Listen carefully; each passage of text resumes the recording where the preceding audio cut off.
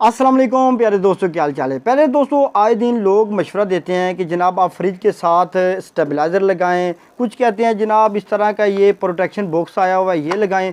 दोस्तों आज मैं मुकम्मल आपको बताऊंगा कि स्टेबलाइज़र और इस प्रोटेक्शन बॉक्स में क्या फ़र्क है, इनका काम करने का तरीका, और आपको जनाब इसके फ़ायदे और इस स्टेबलाइज़र के फ़ायदे और नुकसान सब कुछ दोस्तों क्लियर करने वाला हूँ। आपने वीडियो को मुकम्मल देखना है इंशाअल्लाह। और आपको मैं मशवरा भी दूंगा कि आप किन लोगों को स्टेबलाइज़र इस्तेमाल करना चाहिए और किन लोगों को जनाब प्रोटेक्शन बॉक्स इस्तेमाल करना चाहिए और किन लोगों के लिए ये नुकसानदेह हो सकता है। मैं मोहम्मद सीर और आप देख रहे हैं सी टेक्निकल ऑलराउंडर। तो चले जनाब वीडियो स्टार्ट। सबसे पहले इनके काम करने का तरीकाकार समझते हैं, ठीक है। अच्छा, अब ये है स्टेबलाइज़र जो कि अक्सर फ्रिजों का इस्तेमाल होता है।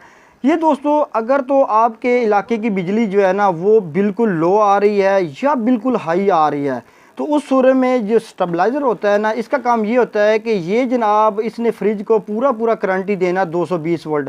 फॉर एग्जांपल पीछे से बिजली 160 वोल्ट आ रही है तो इसने फिर भी 220 वोल्ट देने हैं। अगर आपके इलाके की बिजली 300 तक भी पहुंच गई है, 280 300 तक भी पहुंच गई है, फिर भी इसने जनाब पूरे 220 वोल्ट ही आपकी फ्रिज को देने हैं, ठीक है। अब इसका काम करने का तरीकाकार ये है। अब ये है प्रोटेक्शन बॉक्स। अब इसका काम ये है कि अगर आपके इलाके की बिजली लो हो गई है, 160 पे 170 पे है, तो इसकी लिए लिमिट होती है कि जैसे ही बिजली लो होगी तो इसका काम ये होगा कि ये आपकी फ्रिज को बंद कर देगा। अगर आपके इलाके की बिजली हाई हो गई है यानी 280 300 वोल्ट तक चली गई है, तो फिर भी ये प्रोटेक्शन बॉक्स जो है ना आपकी फ्रिज को बंद कर देगा। अब दोस्तों दोनों का आपको फ़र्क वाज़ेह हो चुका है, ठीक है। इसने हाई लो की सूरत में फ्रिज को बंद कर देना है, इसने हाई लो की सूरत में इसने जनाब आपकी फ्रिज को पूरा 220 वोल्ट ही देना है, ठीक है।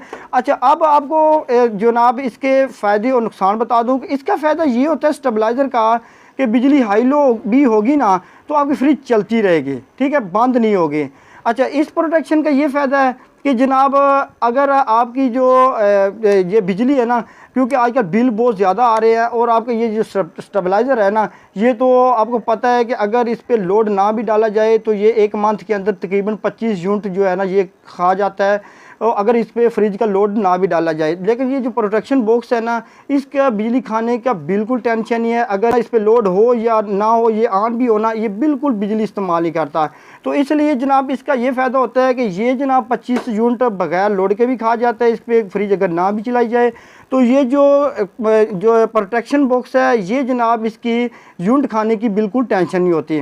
अच्छा, अब जनाब आपको इसका मुकम्मल जनाब कन्फ्यूजन क्लियर हो गई है इनका काम करने का तरीकाकार। अब जनाब अगर आपके इलाके में बिजली हर वक्त कभी अप हो जाती है कभी डाउन हो जाती है, तो मेरा मशवरा ये है कि आप स्टेबलाइज़र ही इस्तेमाल करें, क्योंकि प्रोटेक्शन बॉक्स इस्तेमाल करने की सूरत में आपका बार फ्रिज जो है ना वो बंद ही रहेगा। तो आपको पता है गर्मियों में ज़्यादा देर तक फ्रिज बंद होने की सूरत में आपकी चीज़ें भी ख़राब हो सकती है, आपका फ्रिज का भी मसला बन जाता है। दूसरे नंबर पे जिसका जो कंप्रेसर होता है ना फ्रिज का, उसकी अगर बात करें तो उसके लिए जो स्टेबलाइज़र है ना वो ज़्यादा जो है ना अब फ़ायदेमंद है बजाय इस प्रोटेक्शन बॉक्स के, क्योंकि ये प्रोटेक्शन बॉक्स है ना वो बार कंप्रेसर को ऑन ऑफ करता है, जिसकी वजह से कंप्रेसर ज़्यादा ख़राब होने का मसला होता है और लाइफ टाइम ज़्यादातर नहीं चलता, ठीक है। तो जिन इलाकों में बिजली हाई लो रहती है वो स्टेबलाइज़र इस्तेमाल करें, जिन इलाकों में बिजली पूरी रहती है, कमी थोड़ी बहुत कमी पेशी होती है कभी कभी, तो वो ये प्रोटेक्शन बॉक्स इस्तेमाल करें। आपको ये इन्फॉर्मेशन बहुत अच्छी लगी होगी। अगर अच्छी लगे दोस्तों में शेयर करें, हमारे चैनल को सब्सक्राइब करें और मुझे दी इजाज़त। अल्लाह हाफिज़।